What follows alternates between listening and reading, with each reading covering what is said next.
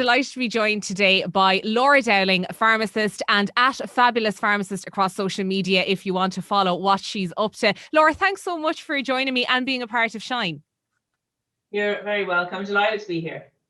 So really why we're chatting to you today is to talk about a few things in relation to health and well-being for girls and young women. And I think one of the topics that you're really passionate about and we want to try and get across is really the importance of just getting that accurate information about your health, and don't be trusting Dr. Google.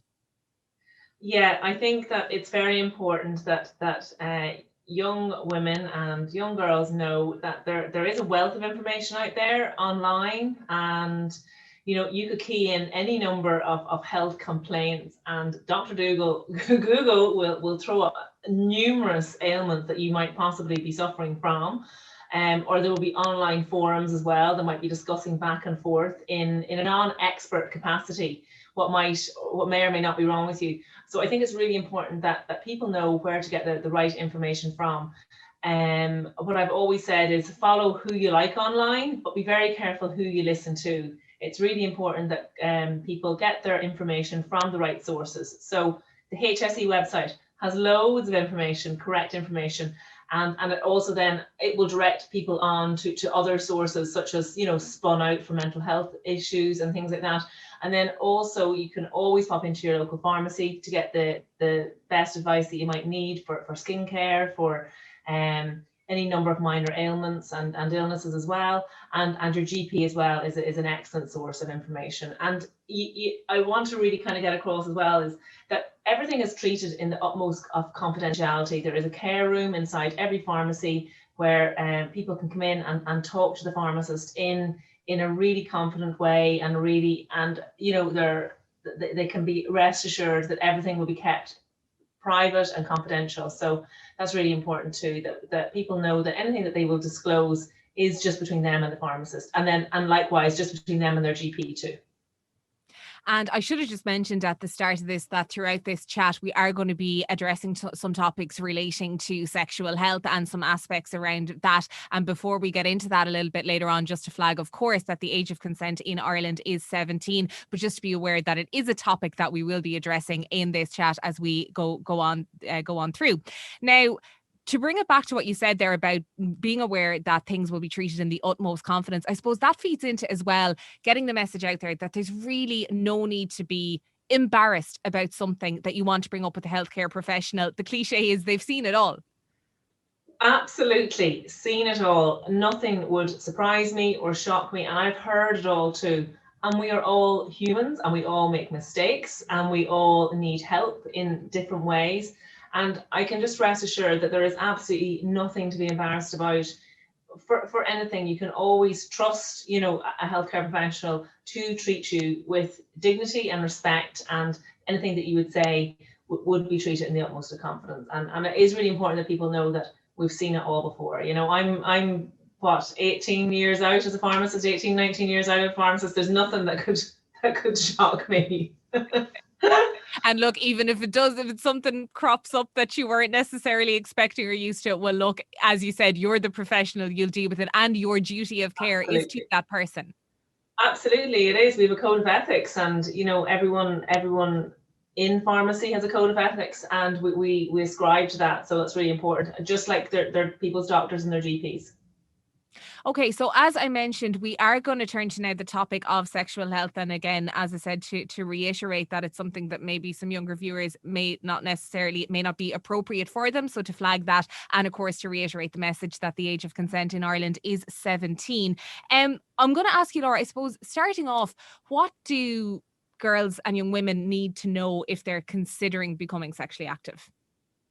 Well, first of all, they need to know that there is a vast array of contraception out there that they can avail of. They can get it prescribed by their doctor, and it is very simple to use as well. So there are patches, there are tablets, there's any number of different brands as well. And sometimes people may need to try one or two different brands out before they find the one that suits them. But if people take their contraception carefully and the way it should be, appropriately, it works, and it's the safest way of preventing an unplanned pregnancy. However, the only contraception that prevents STIs or sexually transmitted infections is condoms. And, you know, using double contraception is the best way to prevent anything happening. So an STI or a pregnancy. So that would be something like using the pill along with a condom. But just that people really need to know that condoms really are the safest way to prevent getting sexually transmitted diseases. And sexually transmitted diseases are on the increase because people aren't using condoms as much as they should be. So that's just something to be aware of. Someone may look perfectly healthy and well, but you may contract a sexually transmitted infection of them unbeknownst to you and also unbeknownst to them. And sometimes infections in girls, such as chlamydia infection, it doesn't present symptomatically, which means that they may not have any symptoms of it, but it's up there in your uterus and your fallopian tubes doing damage that you may not know about until you actually go to try and conceive a baby and you have difficulties doing so. So it's really important that you're very careful about your sexual health. And sexual health is a huge part of healthcare. And there are doctors and nurses that are specially trained to deal with you, and there should be no stigma attached to having an STI either. That's really important. You're much better off going and getting seen to if you're in any way worried. And you mentioned the range of methods of contraception that are out there. And I suppose would it be important to highlight that it could be a little bit of trial and error in figuring out what one works for you, because it really isn't one size fits all. Absolutely, it isn't. There's so many. There's a bar that can be put in under your arm. There is a ring that can be put up into your vagina. There is tablets that can be taken. There is also the coil that can go up and be placed inside your uterus too, and that is a long-term contraception of 5 years. So there's so many options, and there's the pill being probably the most common one that young girls and young women would use because it's quick and simple, and but they do have to remember to take it every day. That's important. But I would see some girls coming in and they just don't suit one pill and they may suit another. So you may have to go through one or two different changes to see which one suits you, because with all medications it can cause side effects. So they may feel breast tenderness or a little bit weepy on one, and then others they may just get on fine and be flying it and not feel any different. So yeah, it is important that not one size fits all, and to always go and get the professional help and the care that you need, and to ask those questions. That's the most important. Sometimes talking it with friends is brilliant, but I do sometimes have young girls coming into me and their friend told them something that just wasn't truthful. So not the friend's fault, they heard it from someone else. So those Chinese whispers can get around as well. So it's just important to really find out the facts. And Laura, as we talk about the regular forms of contraception, we obviously have to be aware that for some girls and young women, it may be a situation where they may need to acquire emergency contraception. Can you just talk us through that, please? Yeah, so a girl can get emergency contraception in the pharmacy. It's important that they know that they will be treated with respect, and that anything that they say will be treated with the utmost of confidentiality. So how the emergency contraception actually works is it delays ovulation. So there are two types. There's one that works within 72 hours of unprotected sex, and there's one that works within 5 days of having unprotected sex. However, the longer you go after having had unprotected sex before you take this tablet, the less of an effect it will have. So it's important to take it as quickly as you can. It's also important to know that all it does is delay ovulation. So if you have already ovulated, it won't work in that capacity. So but the thing is that girls and women often don't know when they have ovulated, so they may come in and take it anyway in the hope that it will work. So if you are on the pill and it hasn't worked, and you've forgotten to take it or something, you can still take the emergency contraception, and it will hopefully do what you want it to do as well in terms of preventing an unplanned pregnancy. So it's important to get that advice from your pharmacist or your GP, and just know that we are there for you if that arises for you and you feel that you're panicking and you don't know where to go. Of course, and actually on that, just as you mentioned, going straight to the pharmacist. So to clarify, you do need a prescription for the regular contraceptive pill, but you can access the emergency contraception the morning after pill over the counter. You can. You don't need a prescription. You just need to have a quick little chat with a pharmacist, and that will be done in private. Fantastic. And Laura, is there anything else you'd like to, or you think girls should know in relation to the emergency contraception or morning after pill? So that's it really. They may experience some side effects, a little bit of breast tenderness, some dizziness. They should get the period as normal. If not, they may get a little bit of spotting before or after. It may be a little bit delayed. If you're in any way worried, do take a pregnancy test, around the time that your period is due. And there is lots of information out there for you on the HSE website if you do need help or if you are in trouble. And to highlight as well, because I know I suppose it sounds like we're very much focusing on the heterosexual sexual relationships when we're talking about contraception in particular. But I suppose to be aware that in same-sex relationships, there can be still some transmission of STIs, is my understanding as well. So I suppose always be aware of the issue of STIs.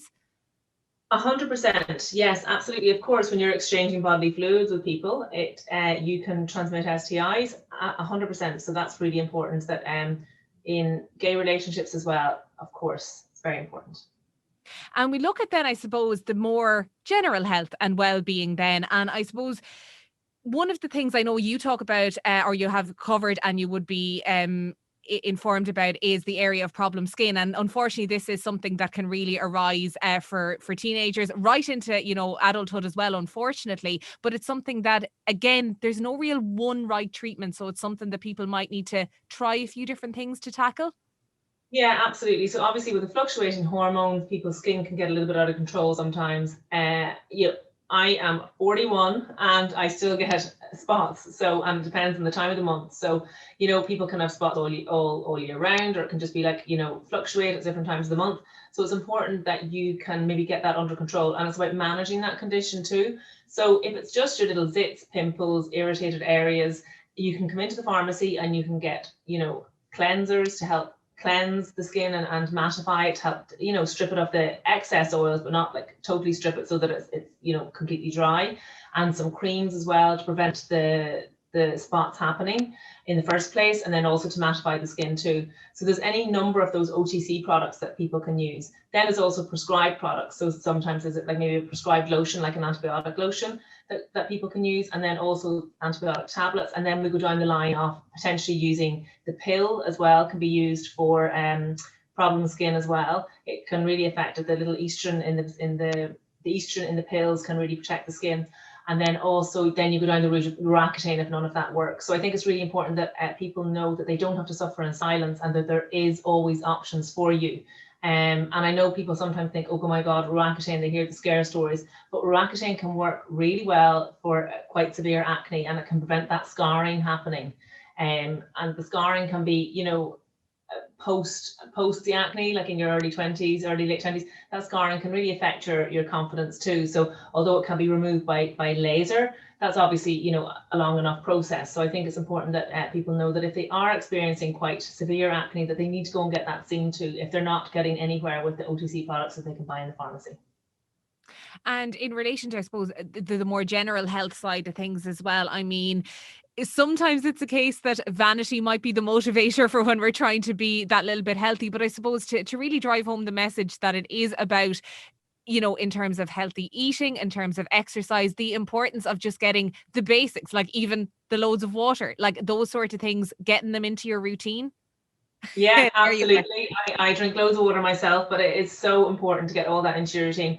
I will always say as well, sleep is the most underestimated health benefit that we, none of us get enough of, I think, especially these days with us scrolling through Instagram late at night. So important to really try and switch off. And I know that, you might think, oh my God, she's harping on about this, but it really is important. And if you think about it, if you went to bed an hour earlier every night, so just say you normally go to bed at 11 or 12, and you go to bed at 10 instead, over a week, that's 7 hours extra sleep. That's an extra night's sleep that you'll get in the week. So if you think about it like that, and you feel so much fresher, so much brighter, your mood will be elevated as well, and then you'll have the energy to exercise, etc. So it all feeds into the other. I think no one person can affect their health in any just one way. It has to be holistically and take everything into account. But sleeping, eating, exercise certainly are one of the main benefits that you can do for yourself. And that would all feed into then helping you maybe combat some of the stress and anxiety that is really a significant part of a lot of girls and young women's lives, because it's a difficult time for them. Particularly now, it's a difficult time, but they have the challenges that they would have traditionally faced anyway, along with what they're facing in the pandemic. So I suppose if I could ask you what advice you'd have for these girls that are maybe struggling with the stresses of their day-to-day lives. So I think it's important to know that you're not alone, first and foremost. You're not in any way strange if you're feeling anxious and upset. And if in actual fact you can't pinpoint why you're feeling anxious and upset, sometimes you just have this overwhelming feeling and you can't quite pinpoint where it's coming from. So it's important to acknowledge that and accept it. Accept that that's the way you feel at the minute, and that will pass eventually. It may not pass in the next minute or the next hour, but it will pass. It's also important to talk to people. So to try and talk to friends about it or family about it. So pick someone in your life that you know that you can trust, that you can maybe talk about it. And then if it is becoming overwhelming, there are counsellors out there that can help. There is CBT therapy, which is cognitive behavioural therapy, which is first line in the WHO to help with anxiety. And you know, you can go and talk to your doctor as well. So there are many routes and many avenues that you can take. And it's just really important that you don't suffer in silence. Really important to know that. And again, that does tie in with even what we were talking about with the contraception earlier, that it is a matter of finding out the method that works for you, and what worked for your friend may not necessarily have the same effect for you. So to try not to be discouraged if one thing that you try doesn't turn out to be the silver bullet. Absolutely. And sometimes it's a combination of things. Sometimes people may need counselling and medication. Sometimes counselling can just work by itself. Sometimes people may find as well that if they actually start getting themselves into some kind of routine, sleeping better, exercising more and eating well, that can really help as well. So it's important that you explore all these options, but that you do talk to people and that you know that you're not alone as well. Of course. Laura, it's been such an enlightening talk with you. I know we've kind of touched on a lot of different topics, but you really do go into detail yourself, particularly on your Instagram in relation to a whole host of topics. I was looking through your highlights. I was like, wow, this woman is really addressing a lot of things here. So remind us where people can find out what you have to say. So I am on Instagram at Fabulous Pharmacist. That's where I mainly post. You know, I don't really post that much on Facebook anymore. And I also do stories every day highlighting topics of the day. At the minute, there's a lot on COVID and COVID vaccine. But, you know, I'll talk about contraception. I'll talk about emergency contraception, the morning after pill, which is, important that people are educated about that as well. I talk about thrush. I talk about all manners of different things, just day-to-day healthcare. I'm particularly passionate about women's health and girls' health and mental health as well. But I could talk to her. There's fungal nail infections on there too, headaches, coughs and colds. So yeah, you'll find a whole plethora of things. You might just need to scroll through it a little bit. Well, listen, Laura, thanks so much for joining us today. And one thing we have been asking some of the women we have been chatting to for Shine is if they can think, what is one thing you would love to say to your 14-year-old self? Oh, I would love to say to my 14-year-old self that to seize the moment and enjoy the time that you're in, and not be always seeking to be older or to be better looking or to be skinnier, because once you get older, you're definitely, you look back and you think how lovely you were back then, how fun it was to be carefree, and how great your skin was, and how that lovely plump face was actually gorgeous and young looking. So I say be kind to yourself. That's the most important thing. Be kind to yourself and go easy on yourself as well. A very important message to get out there, because I think we are most definitely our own harshest critics. Laura Dowling, pharmacist at Fabulous Pharmacist on social media. Thank you so much for chatting to me today. You're very welcome.